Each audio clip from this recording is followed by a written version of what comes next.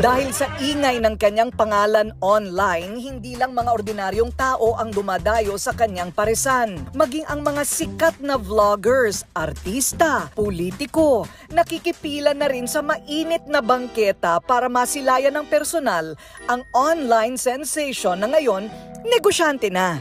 Palakpakan mo naman sa manang laki naman ang binigay mo sa akin. Tulad ng isang tunay na diwata, inaalayan at binibigyan siya ng mga regalo ng mga pumupunta sa kanya. Gaya ng mga pabango, bag, beauty product, mga lamesa at upuan. Wala tayo magtandem para Pero talagang iba ang karisma ni Diwata sa madla. Akalain ninyong binigyan din siya ng mamahaling sasakyan, container van na ginawang opisina, at pera na milyon-milyon ang halaga. Ano naman ang feeling ngayon na sikat ka? Pumila po kami dito.